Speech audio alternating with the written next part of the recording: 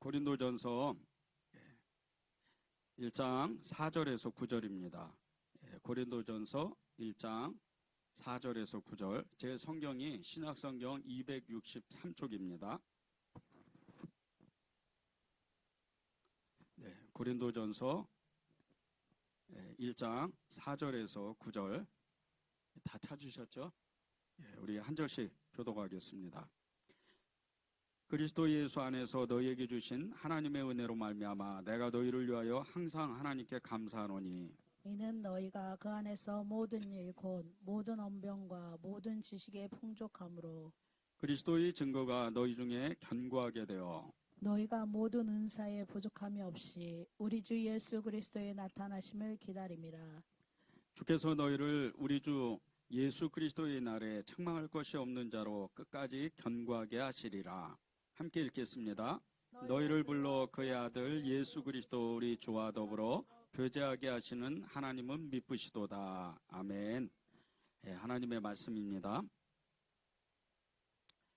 그리스 펠로폰네소스 이 반도가 있습니다. 그리스 남부에 가면 이 그리스 지금 이제 이 그리스도 땅 이 남부 쪽에 가면 펠로폰네소스 반도라는 이 땅이 있는데 꽤 이렇게 넓은 땅이에요.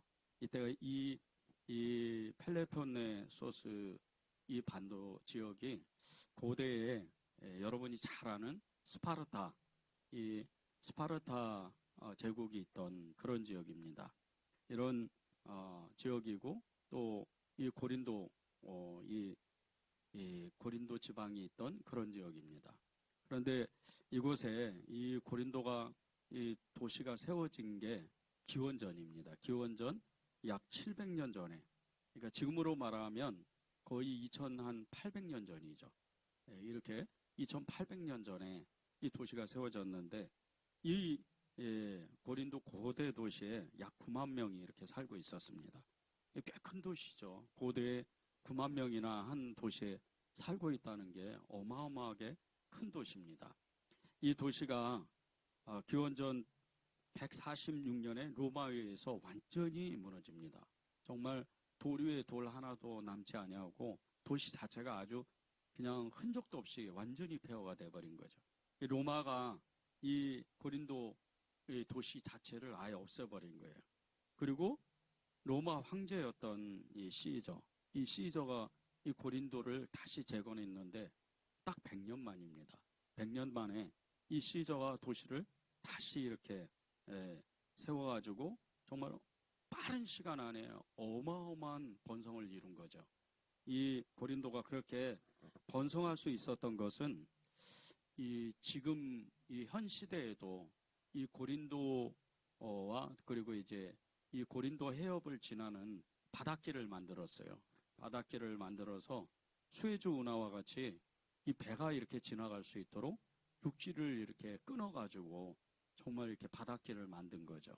그런데 이 바닷길 때문에 어마어마한 역사가 이 고대에는 일어난 겁니다. 바울 당시에도 이 도시가 이렇게 이 운하가 생긴 건 아니지만 작은 배들은 이 길을 잘 닦아가지고 그 밑에다가 도로를 잘 닦아서 작은 배들은 그냥 육지로 옮기는 그런 어마어마한 역사를 만들고 그 일로 인해서 이 고린도에 정말 어마어마한 그 부를 축적하는 그런 역사가 단시간 내에 일어난 겁니다.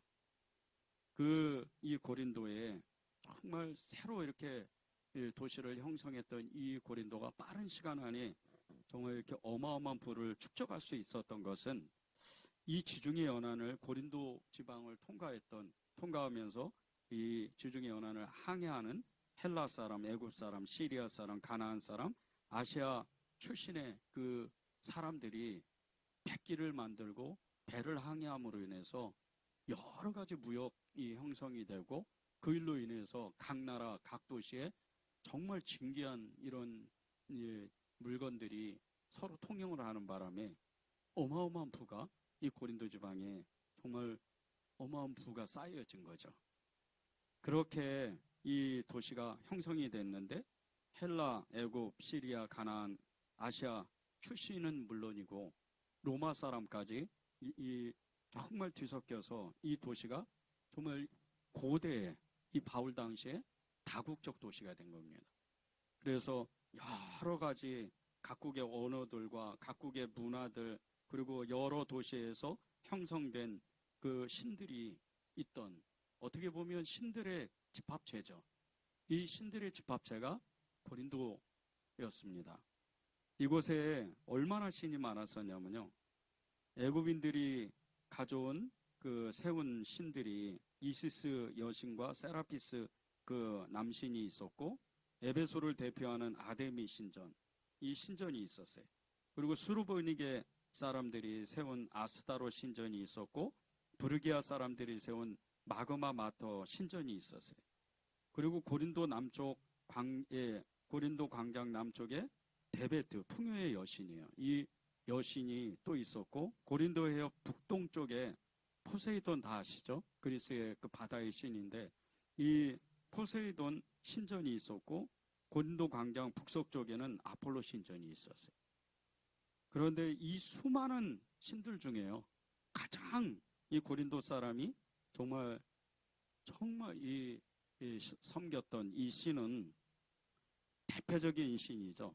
이 신전은 고린도 광장 남쪽 해발 575m나 높이가 되는 그 안반인 그냥 암석이에요. 암석 산 꼭대기에 있는 아크로 고린도 언덕에 우뚝 솟은 아프로디테라는 그 여신이었어요. 지금도 정말 그 신전이 그 유적이 그대로 남아있는데 그 위에만 이렇게 파괴가 됐고 길이만 해도 100m가 넘고 높이만 해도 50m가 넘는 그런 어마어마한 신전입니다. 생각해 보세요. 이 아프로디테 그 여신 그 신전이 산꼭대기 거의 600m, 해발 600m. 이것은 바다 옆에 있던 이 고린도 지방에서 해발 600m라는 것은요. 우리나라로 말하면 이 서울에 있는 도봉산 아시죠? 서울에 있는 이 도봉산보다 높은 산이에요. 왜 그러냐면요. 바다 옆에서 해발에서 바로 시작하는 575m였기 때문이에요. 이미 이제 도봉산은 이 해발로 따지면 이미 한 육지에서 200m 정도 올라가서 800m 고지입니다. 그러니 이 신전이 훨씬 더 높게 보이는 거예요. 그런 산꼭대기에 이 아프로디테 신전이 있었는데 이 아프로디테 여신을 고린도 사람들은 정말 사랑하고 그 신을 자신의 주신으로 자신들의 그 주신으로 여기고 그렇게 섬겼어요. 그런데 이 신전에는 1,000명의 여사제들이 있었습니다. 이 여사제들이 지금으로 말하면 창녀입니다. 그 1,000명이나 되는 여사제들이 이 아프로디테 여신에게 제사를 마치면 밤이 깊은 밤에 산 밑으로 내려와서 고린도 그 남자들과 고린도의 그 시민들 남자들과 음행을 저질러요. 어마어마한 정말 온 땅에 이 고린도 지방에 어마어마한 그 음란의 영이 판을 치는 거예요. 수많은 신들 이 애굽에서 들여온 이시스 그 여신이나 그리고 이 남쪽 그 고린도 광장 남쪽에 있던 더베트 풍요의 여신 그리고 아프로디테 이런 여신들은 다 음행의 여신들이에요. 어마어마한 그 도시 자체를 아예 붙들고 있는 도시의 영을 도시를 아예 붙들고 있는 그런 음란의 영입니다.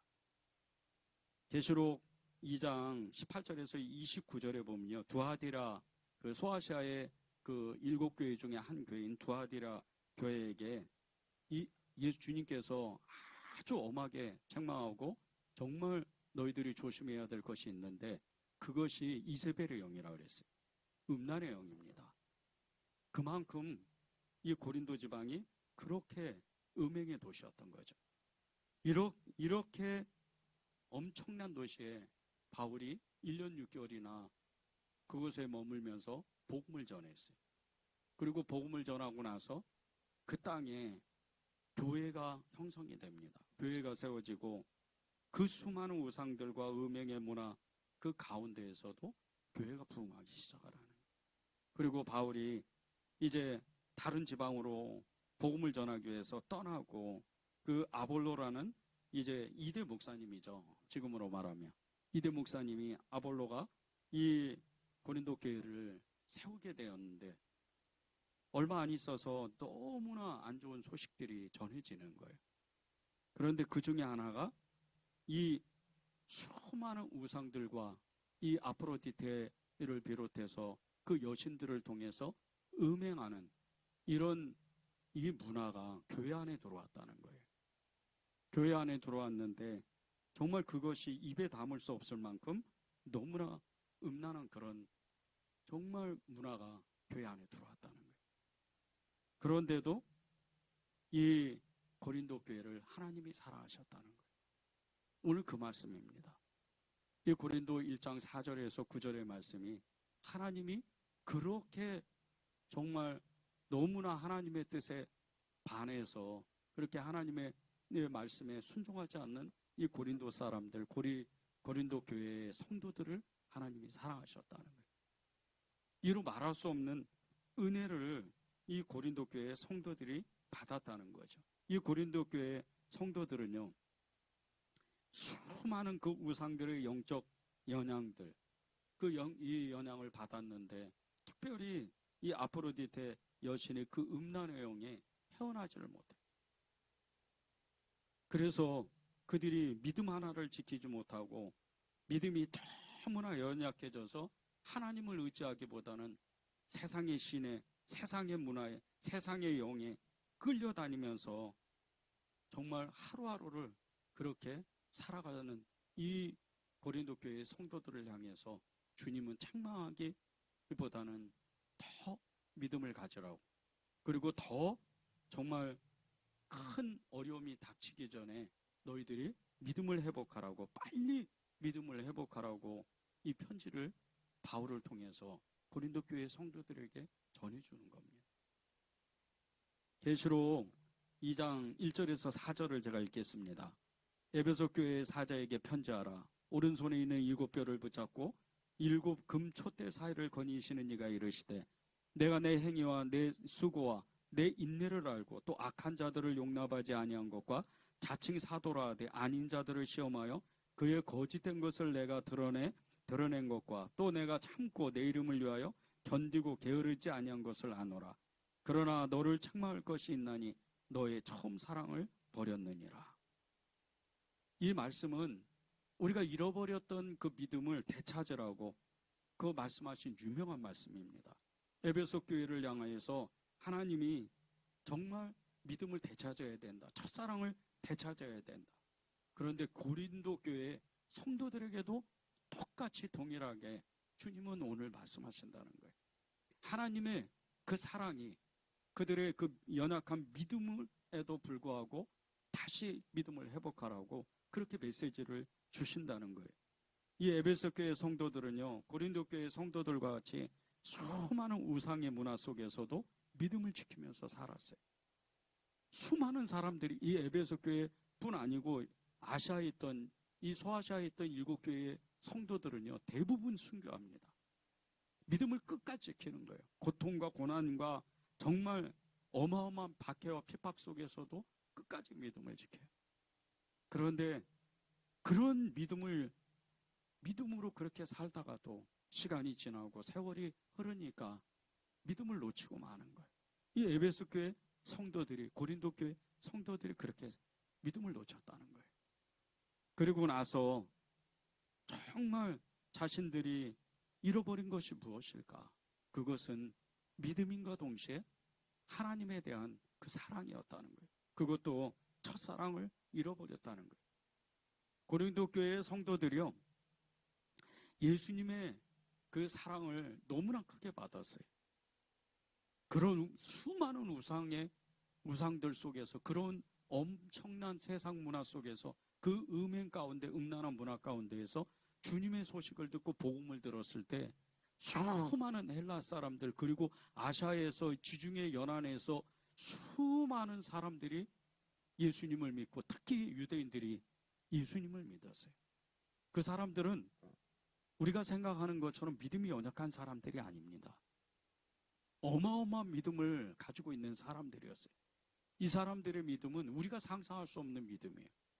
그 믿음 하나 지키려고 그들은 끝까지 정말 자신의 정말 어떻게 보면 자신의 삶을 다 드리기까지 왕따가 되고, 그리고 정말 어려운 일을 경험을 하고 일을 못할 지경이 돼도 믿음을 지키려고 애를 썼어요.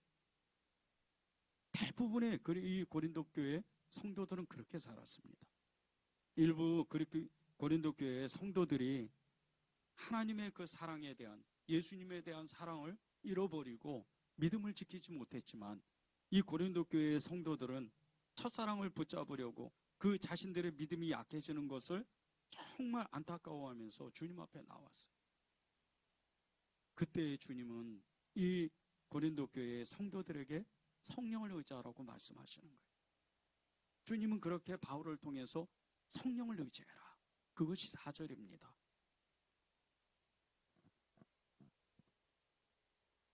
그리스도 예수 안에서 너희에게 주신 하나님의 은혜로 말미암아 내가 너희를 위하여 항상 하나님께 감사하노니. 그리스도 예수 안에서 이 고린도 교회의 성도들이 받은 은혜가 있었다는 거예요. 그게 하나님의 은혜였다는 거예요.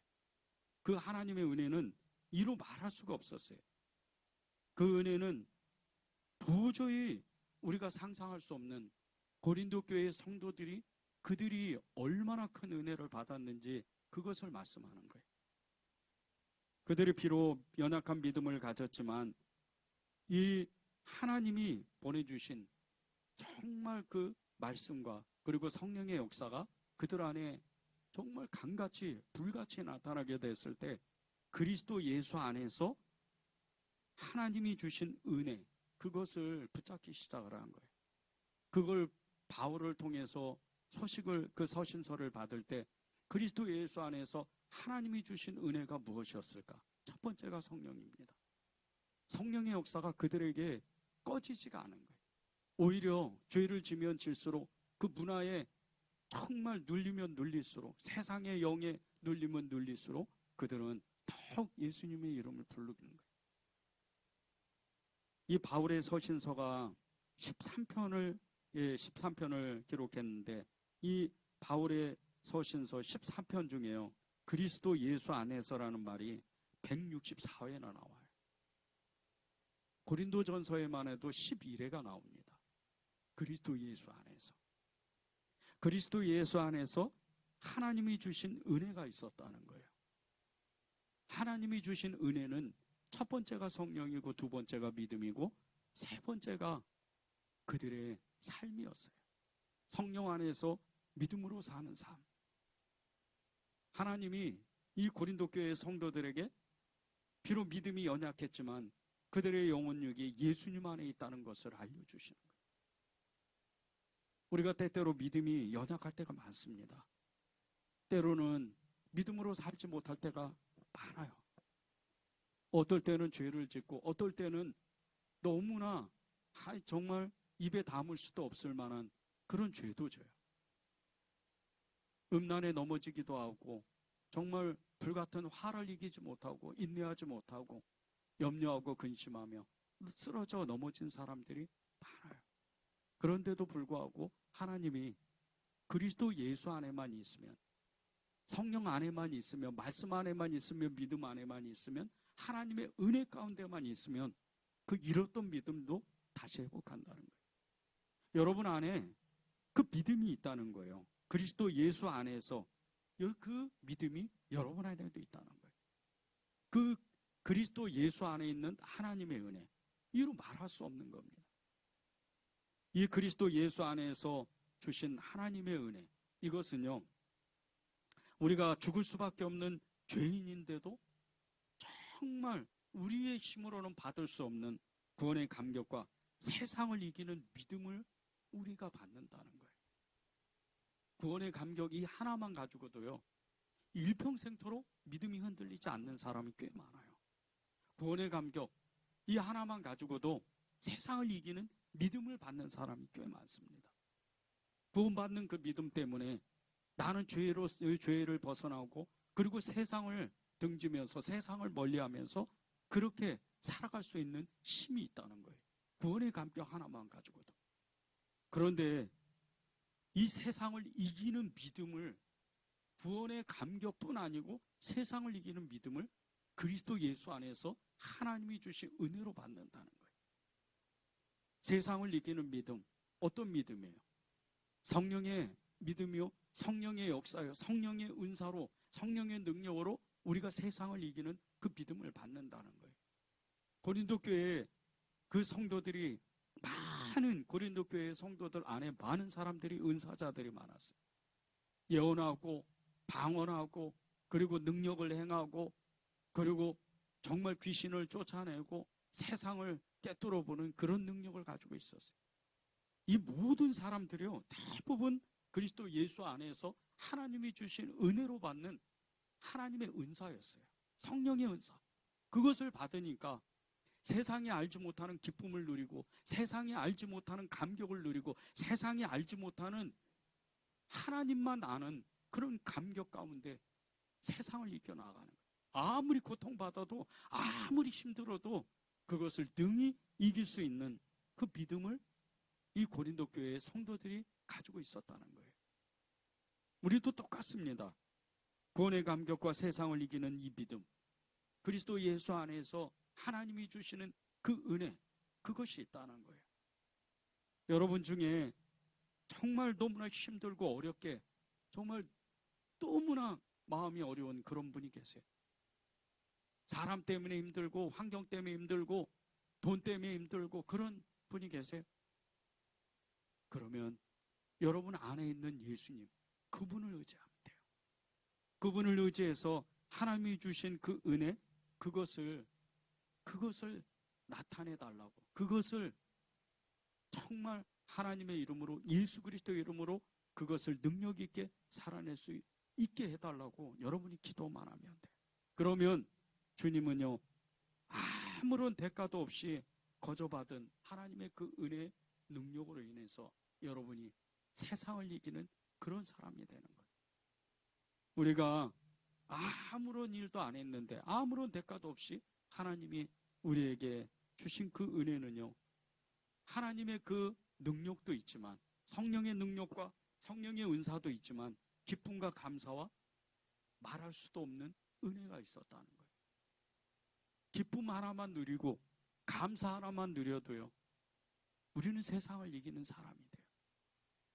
기뻐할 수 없는데 기뻐하는 사람, 감사할 수 없는데 감사할 사람, 그런 믿음을 가진 사람이요, 세상을 이기는 사람이에요. 사람이 제일 행복할 때가 어느 때입니까? 기쁜 일이 있을 때 기뻐하고, 감사한 일이 있을 때 감사하고, 슬픈 일이 있을 때 그것을 감당할 수 있는 힘을 가지고 있고, 어려운 일이 생길 때 그것을 이길 수 있는 힘이 있다면 행복한 사람인 거예요. 슬플 때나 기쁠 때나 좋은 일이 있을 때나 나쁜 일이 있을 때나 아무런 상관없이 그것을 뛰어넘을 수 있는 힘이 있다면, 그리스도 예수 안에서 하나님이 주시는 그 은혜를 충분히 누릴 수 있는 능력이 있다면요, 그 사람은 진짜 행복한 사람이에요. 이런 사람이 예수 안에 있는 사람이에요. 하나님께서는요, 이 모든 것을 예수님 안에서 우리에게 주셨다는 거예요.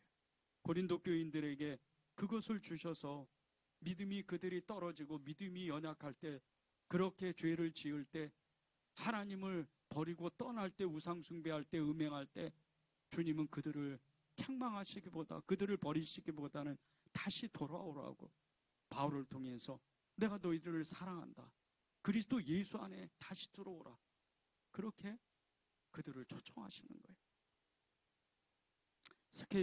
스케이트보드를 타다가 사고를 당해서 두개골골절과 뇌출혈로 혼수 상태에 빠져 죽음을 기다리던 사람이 있었어요. 이 사람의 이름이 게이브 프로아라는 사람입니다. 이 사람이 그렇게 혼수 상태에 빠져서 정말 이 생사고락을 오르락 내리락 할 때, 정말 죽음의 그 길목을 왔다 갔다 할 때, 이 사람이 천국을 다녀왔어요.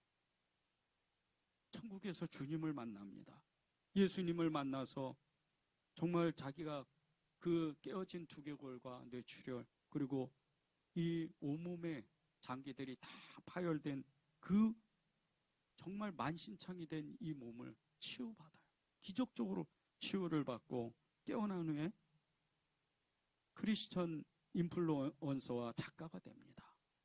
그리고 그는 깨어남과 동시에 SNS를 통해서 복음을 전하는데 수백만 명의 팔로워를 이렇게 정말 그를 지지하는 이 팔로워가 생기고, 그리고 전 세계 4억이 넘는 사람들에게 복음 메시지를 전하는 그런 어마어마한 역사를 만든, 그의 복음 메시지 때문에 수많은 사람들이 주님 앞에 돌아옵니다.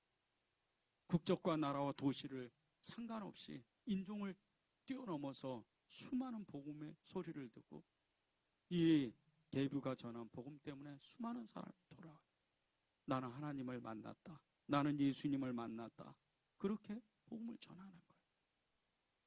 하나님이 이 게이브의 연약한 육신을 치유하고 복음 전파라는 놀라운 사명을 주셔서 그가 하나님의 일을 할 수 있었던 것은 예수님 안에 있었기 때문이에요. 여러분도 똑같습니다. 여러분이 정말 예수님 안에, 내가 거한 예수님 안에 있다는 이 믿음, 그리고 예수님 안에서 하나님이 내게 은혜를 주셨다는 이 믿음이 여러분 안에 정말 불같이 일어나기 시작하는 그때부터요, 여러분의 인생이 바뀌어요. 여러분 안에 이미 하나님의 말씀과 능력, 그리고 하나님의 은사들이 여러분 안에 있어요. 솔로몬의 지혜는요, 그냥 생긴 게 아니에요. 그가 하나님의 그 지혜를 받았던 것은 그의 아버지 다윗이 기도했습니다. 그의 아버지가 정말 자신의 아들 솔로몬을 위해서 끊임없이 기도했어요. 그 모습을 보고 솔로몬이 어렸을 때부터 기도하기 시작하는 거예요. 하나님께 매달리기 시작하는 거예요. 우리도 하나님 앞에 매달리기 시작하고 하나님 앞에 기도하기 시작하면요, 하나님의 지혜가 임해요. 세상에서 가장 큰 영화를 누렸던 이 솔로몬과 같이 그런 엄청난 지혜를 우리도 소유할 수가 있는 거예요. 하나님의 영은요, 이루 말할 수 없는, 성령의 역사는 이루 말할 수 없는, 우리가 상상하기조차 어려운 그런 능력을 가지고 있어요. 지혜의 영이죠. 지식의 영이죠.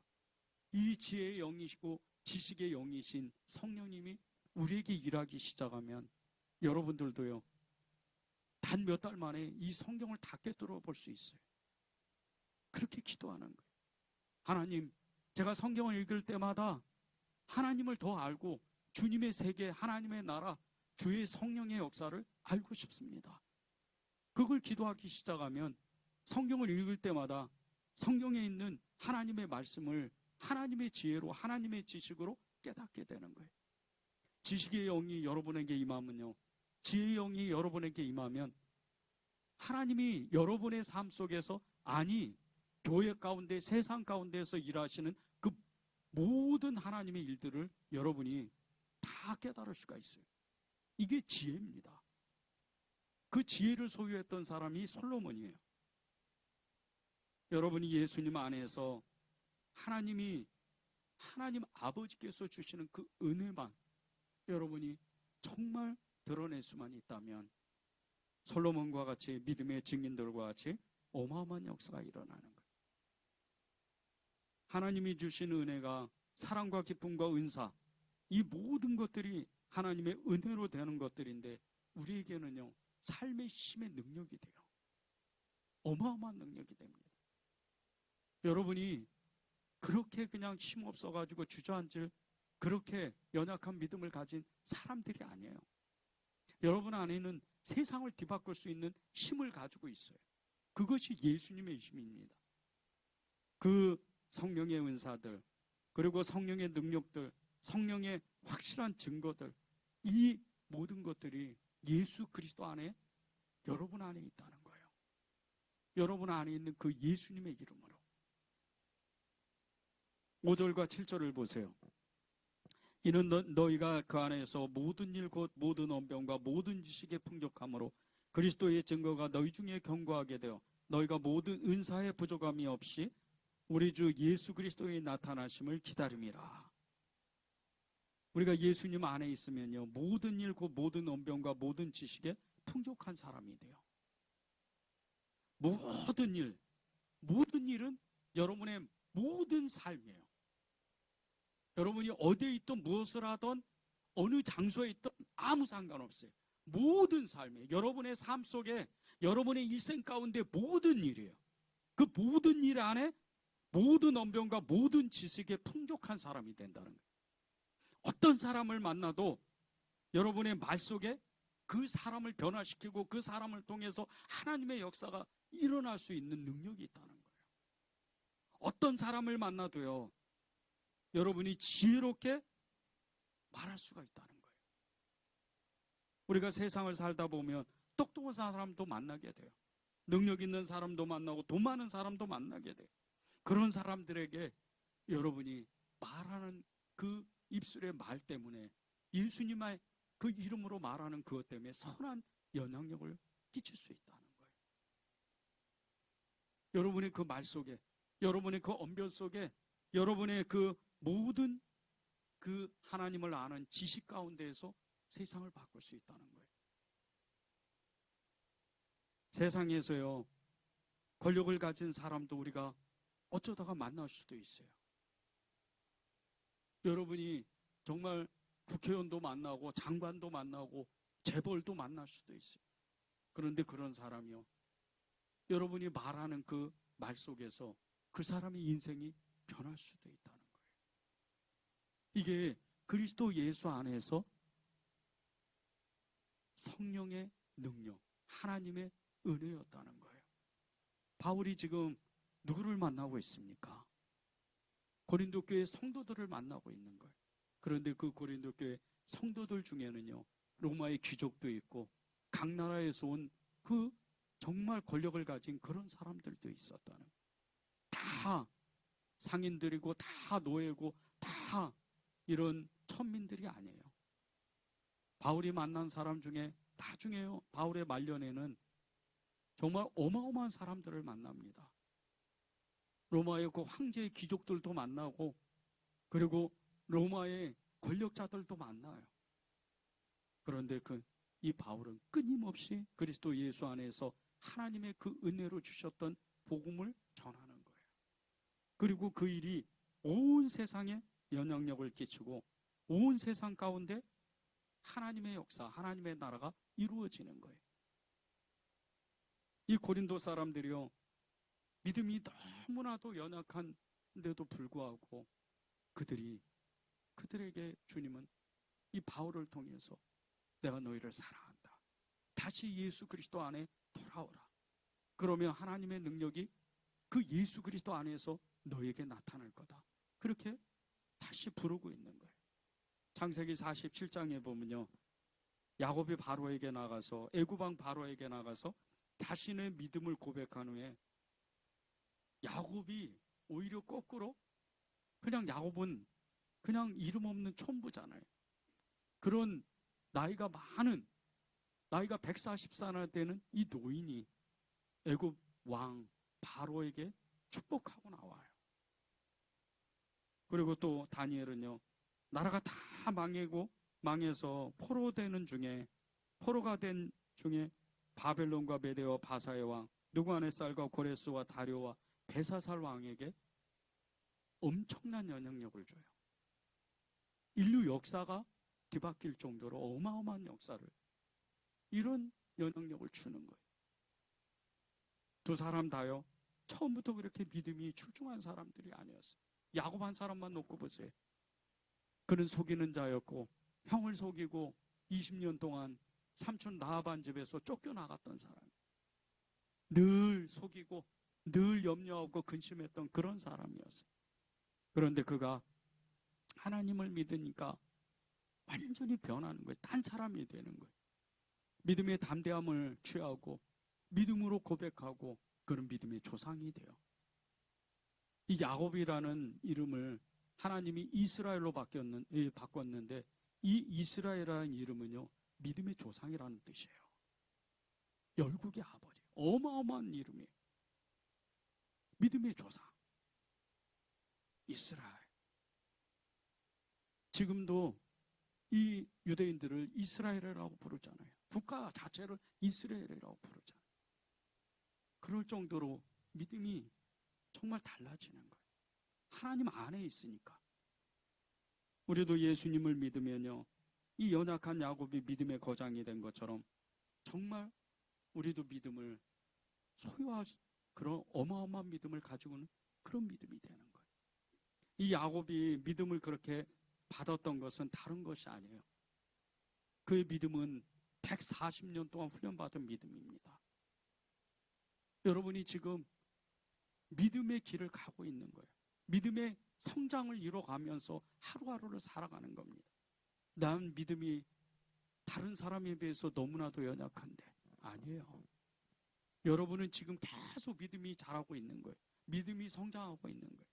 고린도 교회 성도들도요, 이런 엄청난 우상 숭배의 그 문화 속에서, 음행의 문화 가운데에서 믿음이 떨어진 사람도 많았지만은요, 끝내는 믿음을 붙잡아요.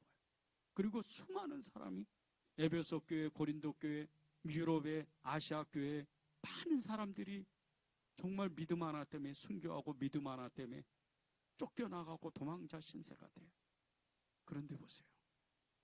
우리가 2000년의 시간이 지나고 나서 이 고린도 교회 성도들을 보고 어떻게 이야기를 해요? 그들은 믿음의 증인들이었다. 이렇게 고백하잖아요. 그들의 믿음을 연약함에도 불구하고 하나님은 그들과 함께 하고 싶어 하신 거예요. 우리도 똑같습니다. 여러분들에게 하나님이 정말 믿음을 부어주시면 그분 안에서 여러분에게 주시는 것은 모든 일 가운데 모든 언변과 모든 지식에 풍족한 그런 사람이 되기를, 그런 사람이 되도록 주님은 만드신다는 거예요. 고린도전서 15장 10절을 제가 읽겠습니다. 그러나 내가 나 된 것은 하나님의 은혜로 된 것이니 내게 주신 그의 은혜가 헛되지 아니하며 내가 모든 사도보다 더 많이 수고하였으나 내가 한 것이 아니요 오직 나와 함께 하신 하나님의 은혜로라. 바울은 자기가 자기 자신이 자기 스스로 된 게 아니라는 거예요. 하나님의 은혜였다는 거예요. 그리스도 예수 안에서 하나님의 은혜로 자기가 그런 엄청난 일을 감당했다는 거예요. 여러분에게 주님은 사도가 되라고 말씀 안 하셔요. 여러분에게 주님은 어떤 어마어마한 선교를 하라고 순교자가 되라고 말씀 안 하셔요. 딱 하나만 원하십니다. 믿음의 증인이 되기를 원하세요.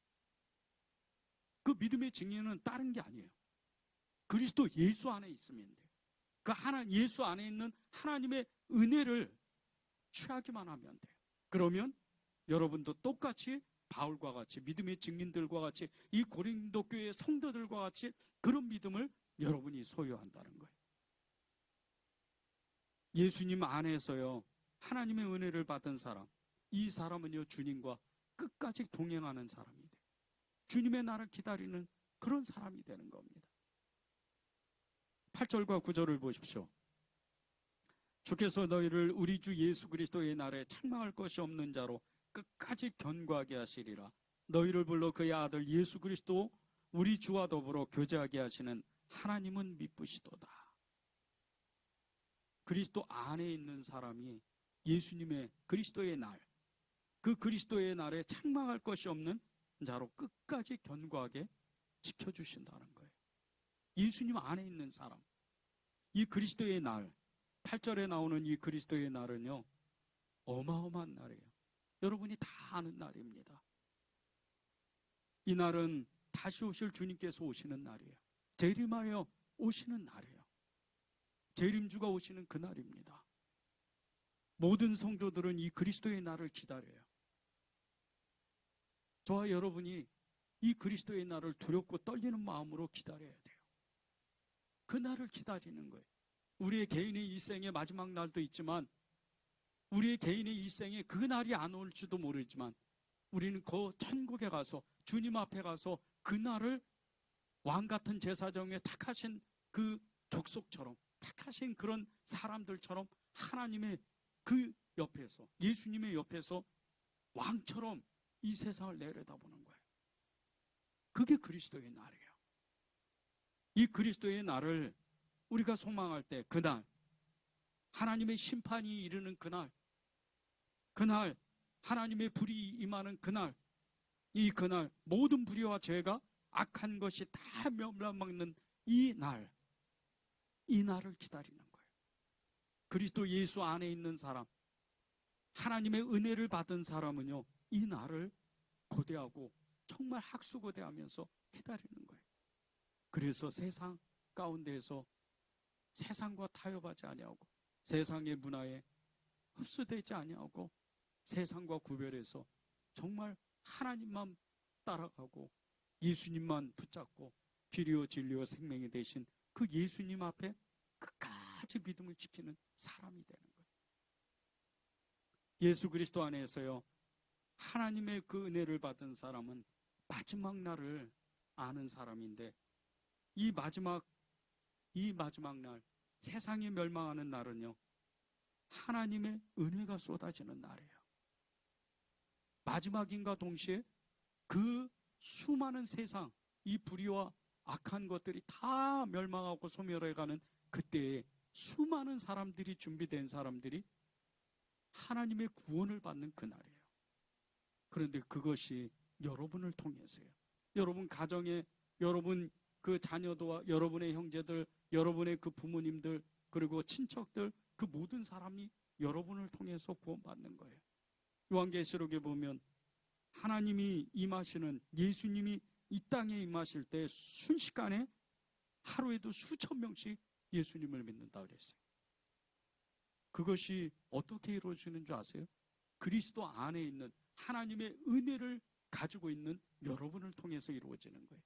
여러분의 그 말 통해서 모든 일에, 모든 언변과 모든 지식이 풍족한 여러분을 통해서 여러분의 그 말 속에서 모든 사람이 하나님의 영에 사로잡혀서 예수 그리스도를 주로 인정하는 거예요. 그런 엄청난 일들이 여러분을 통해서 나타나는 거예요. 구약의 사람들은 메시아를 기다려요. 신약의 사람들은 다시 오실 메시아를 기다립니다. 저와 여러분은요, 이미 우리 안에 계신 주님을 기다리는 사람들이에요. 그 주님이 호련히 데살로니가에 그 말씀하신 것처럼 정말 하나님이 호련히 하늘에서 하늘의 문을 열고 구름을 가르시고 구름을 타시고 수많은 천군 천사들과 함께 이 땅에 갑자기 임하실 때 세상 사람들은 몰라요. 여러분만 아는 거예요. 그 엄청난 감격과 그 엄청난 일들을 여러분만 아시는 거예요. 하나님의 은혜 안에 있기 때문이에요. 연약한 믿음의 사람들이, 이 고린도 교회 성도들이요, 예수님 안에서 하나님의 은혜를 받게 하신 것은 그 어두운 세상 가운데, 너무나도 큰 이 세상을 그들이 자신들의 힘으로는 살아갈 수 없기 때문에, 우리도 똑같아요. 이 세상 가운데 우리는요, 우리의 힘으로는 이 어마어마한 엄청난 세상을 살아갈 수가 없어요. 이겨낼 수가 없는 거예요. 승리할 수가 없는 거예요. 그런데 우리 안에 계신 예수님이요, 우리의 연약함에도 불구하고 믿음을 주셔서 정말 그리스도 예수 안에 있는 하나님의 그 은혜의 능력으로 우리를, 이 세상을 다스리고 정복하고 이길 수 있는, 승리할 수 있는 믿음을 주신다는 거예요. 여러분이 가지고 있는 지식, 여러분이 가지고 있는 지혜, 여러분이 가지고 있는 재능, 여러분이 가지고 있는 돈, 그거 가지고 세상을 이기는 게 아니에요. 예수님 안에서 우리가 세상을 이기는 거예요. 비록 우리가 믿음이 연약할지라도요, 주님은 우리에게 다시 힘을 내라고 하셔요. 세상을 이길 수 있다고. 모퉁이돌 선교회가 2022년 10월 14일에 순교하는 교회, 선교하는 교회라는 주제로 개최한 선교연구원 세미나에서 1957년부터 2018년까지 북한에서 신앙생활을 하다가 공개 처형 등 처벌을 받은 성도들의 그 상황을 발표한 적이 있었어요. 북한에서 예수님을 믿었던 성도들 중에 1957년부터 2018년까지 60여 년 동안 17,000명의 성도들이 예배, 성경 공부, 성경 보관 및 배달, 복음 전파, 이 여러 가지 이유로 즉결 심판에 처하고 총사령을 당하든가 땅에 묻혀서 죽고 정치범 수용소로 끌려가서 고문당하다 죽었다는 거예요. 17,000명의 사람. 그 수많은 사람들 뒤에 있는 그 가족들을 생각해 보세요. 수만 명입니다. 아니 수십만 명이죠. 그 수십만 명이 그리스도 예수 안에 있는 하나님의 그 은혜, 그것을 붙잡고 지금도 믿음을 붙잡고 있는 거예요. 믿음으로 살아가고 있는 거예요. 우리의 연약한 믿음으로는요, 도저히 상상할 수 없는 이 믿음을 가지고 있는 사람들이 북한교회 성도들이에요. 그러나 이 북한교회 성도들도요, 처음부터 이런 믿음을 가지지 않았어요. 엄청난 박해와 고난과 정말 말할 수 없는 그 고문을 받으면서 믿음이 서서히 자라나기 시작한 거예요. 세대와 세대를 거쳐서 믿음이 전수가 됐어요. 이 북한교회 성도들의 믿음은 처음에는 아주 작은 겨자씨 같은 믿음이었어요. 그 겨자씨 같은 믿음이 점점 자라서 나무가 되고 많은 열매가 맺어지고 커져서 세상이 감당하지 못한, 이 공산 정권이 감당하지 못하는 엄청난 순교적인 믿음을 가진 거예요. 우리의 믿음을 우리 스스로가 잘 점검해 봐야 돼요. 우리의 믿음이 정말 아주 작은 일에, 사람의 말, 사람의 시험, 환경의 어려움 때문에, 돈 때문에 마음이 흔들리면 안 됩니다. 믿음을 가지고 끝까지 주님 앞에 나가서 예수님 안에 있는 하나님의 그 은혜, 이루 말할 수 없는 기쁨과 감사와 감격, 그리고 믿음을 달라고 그렇게 하나님 앞에 부르짖어 기도하는 거예요. 그러면 하나님은 우리에게 그 믿음을 주시는 거예요. 마태복음 5장 10절에서 12절을 남북한에서 같이 쓰는, 병영에서 쓰는 성경이 있어요. 북한어로 기록된 성경이 있습니다. 이 마태복음 5장 10절에서 12절을 제가 읽고 우리 찬양하고 기도하면 좋겠습니다. 복받은 사람들은 의를 위하여 박해를 당하나 하나님의 하늘나라가 그들의 것이다. 나로 인하여 사람들이 너희를 욕하고 박해하고 너희에게 그릇되게 온갖 악담을 퍼붓을 때 너희가 복받았으니 기뻐하고 즐거워하라. 하늘에서 너희 상급이 크기 때문이다. 그들이 너희 이전의 대원자들도 이같이 박해하였다. 북한 교회 성도들은요, 정말 어마어마한 고통 속에서 믿음 하나 지키려고 애를 쓰는 사람들. 우리가 똑같은 동시대에 살면서 정말 이렇게 그 불과 몇십 킬로만 넘어가면 이 북한 지역에 성도들이 있는데 그들의 믿음을 보면서 우리의 믿음의 연약함, 이것을 정말 다시 한번 주님이 굳건한 믿음을 주시도록 우리가 호소해야 돼요. 우리가 기도해야 됩니다. 그래야 여러분들의 믿음이 죽으면 죽으리라 에스더가 고백하는 것과 같이 그 믿음을 받을 수가 있어요. 어떠한 일에도 승리하고 어떠한 일에도 이길 수 있는 그 믿음을 여러분이 받을 수 있는 거예요. 그런 은혜를 여러분이 누리시기를 바랍니다.